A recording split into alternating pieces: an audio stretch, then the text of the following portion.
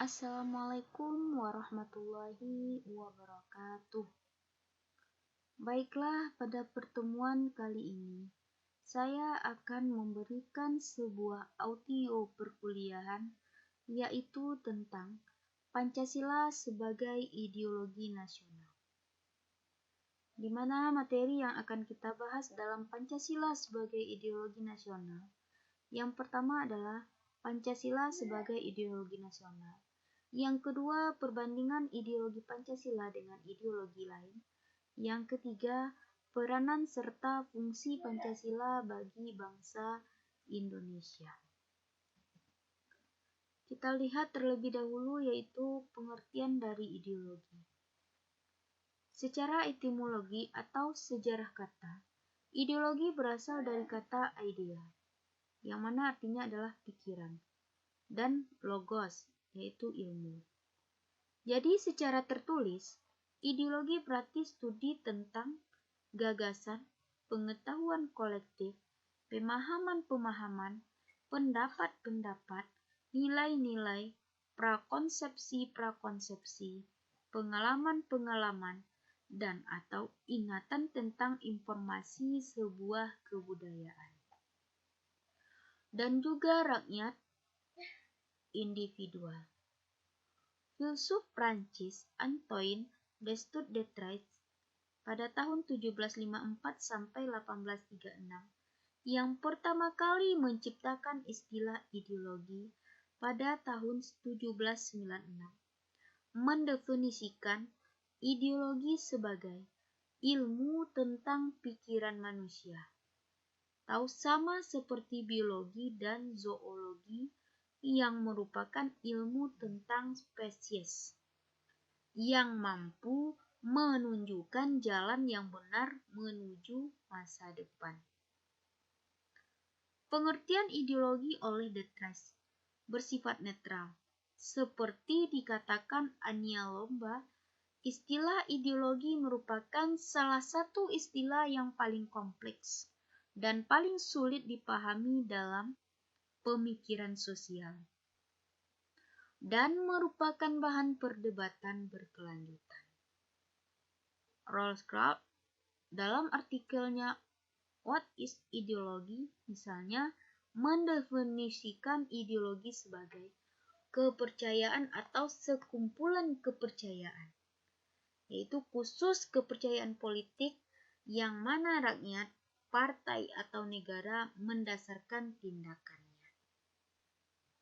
Sedangkan menurut Edwell atau Wright, ideologi dapat dibagi ke dalam beberapa hal. Pertama, ideologi sebagai pemikiran politik. Kedua, ideologi sebagai norma dan keyakinan. Yang ketiga adalah ideologi sebagai bahasa. Dan yang keempat, ideologi sebagai kekuasaan outlet. Ciri-ciri ideologi adalah yang pertama, mempunyai derajat yang tertinggi sebagai nilai hidup, kebangsaan, dan kenegaraan. Yang kedua, mewujudkan suatu azas kerohanian, pandangan dunia, pandangan hidup, pedoman hidup, pegangan hidup yang dipelihara, diamalkan, dilestarikan kepada generasi. Berikutnya diperjuangkan dan dipertahankan dengan kesediaan berkorban. Fungsi ideologi menurut beberapa pakar. Yang pertama, sebagai sarana untuk memformulasikan dan mengisi kehidupan manusia secara individual.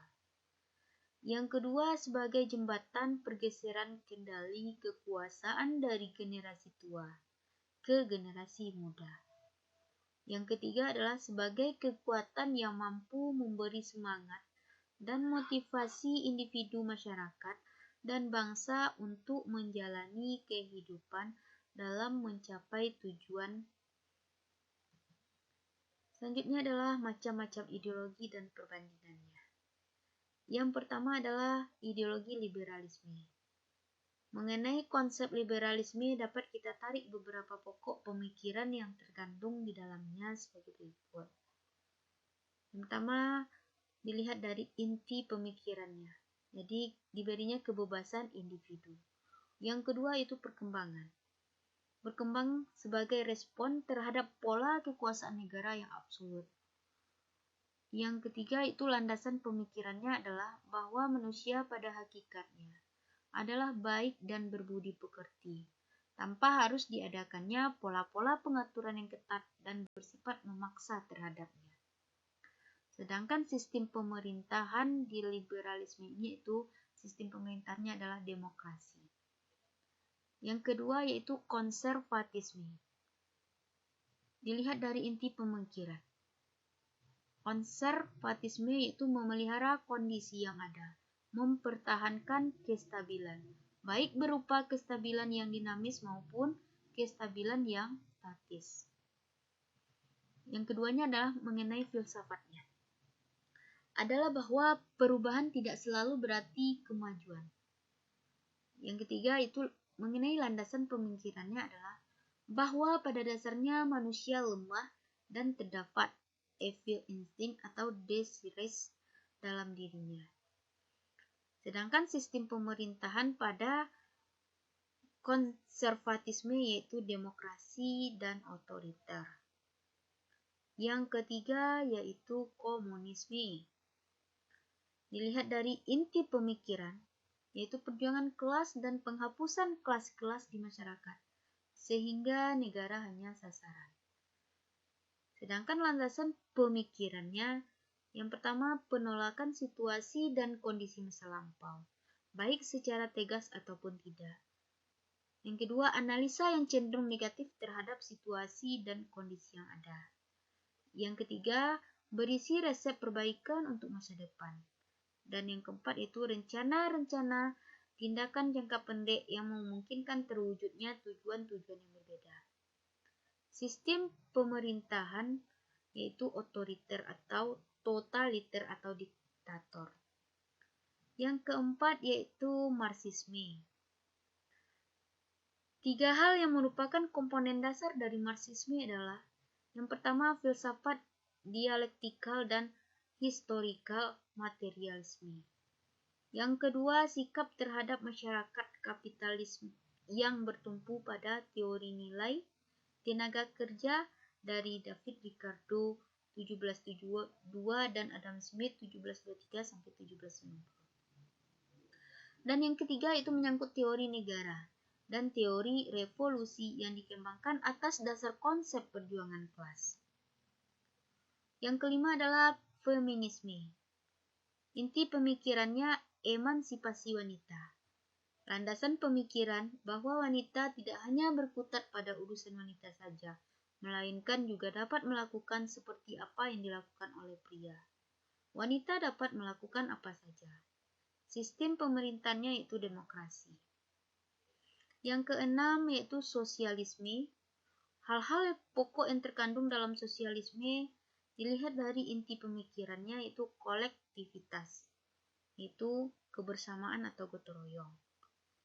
Filsafatnya pemerataan dan kesederajatan bahwa pengaturan agar setiap orang diperlakukan sama dan ada pemerataan dalam berbagai hal.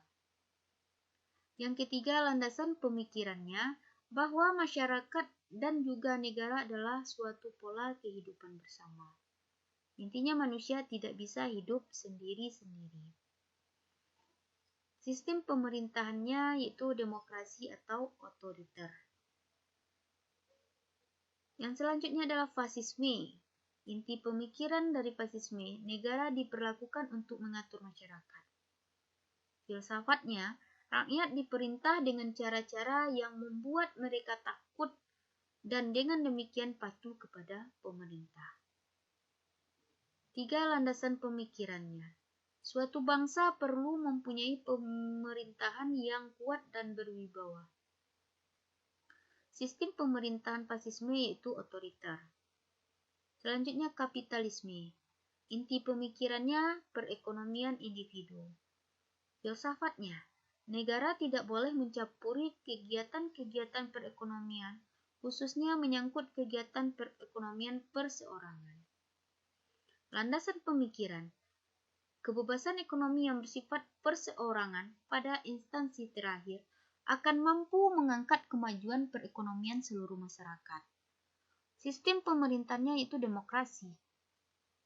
Selanjutnya demokrasi. Demokrasi artinya hukum untuk rakyat oleh rakyat. Jadi kata ini merupakan himpunan dari dua kata, demos yang berarti rakyat dan kratos berarti kekuasaan. Jadi artinya kekuasaan di tangan rakyat. Inti pemikirannya kedaulatannya berada di tangan rakyat. Sedangkan filsafatnya menetapkan 3 macam justifikasi ilmiah dari prinsip demokrasi. Yang pertama ditilik dari pangkal tolak dan pertimbangan yang benar, bahwa sistem ini dimaksudkan untuk kepentingan sosial dan bukan untuk kepentingan individu. Yang kedua, unjustifikasi berbagai macam teori yang berseberangan dengan prinsip demokrasi. Yang ketiga yaitu opini umum dan pengaruhnya. Landasan dan pemikiran demokrasi, rakyat membuat ketetapan hukum bagi dirinya sendiri lewat Dewan Perwakilan, yang kemudian dilaksanakan oleh pihak pemerintah atau eksekutif. Sistem pemerintahnya adalah demokrasi. Dan terakhir itu neoliberalisme. Inti pemikirannya mengembalikan kebebasan individu. Filsafat sebagai perkembangan dari liberalisme. Yang ketiga, landasan pemikirannya, setiap manusia pada hakikatnya baik dan berbudi pekerti. Sistem pemerintahannya yaitu sistem demokrasi.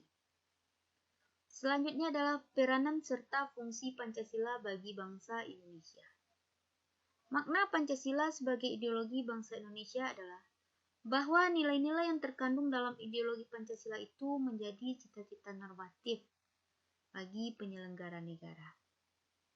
Dengan kata lain, visi atau arah penyelenggaraan kehidupan berbangsa dan bernegara Indonesia adalah terwujudnya kehidupan yang berketuhanan, yang berkemanusiaan, yang berpersatuan, yang berkerakyatan, dan yang berkeadilan.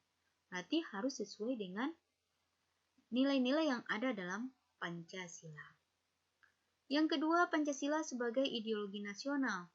Selain berfungsi sebagai cita-cita normatif, penyelenggaraan negara, nilai-nilai yang terkandung dalam Pancasila merupakan nilai yang disepakati bersama. Karena itu juga berfungsi sebagai sarana pemersatu masyarakat yang dapat mempersatukan berbagai golongan masyarakat di Indonesia. Jadi Pancasila itu dapat mempersatukan masyarakat yang ada di Indonesia. Mungkin sekian. Terlebih terkurang saya mohon maaf. Assalamualaikum warahmatullahi wabarakatuh.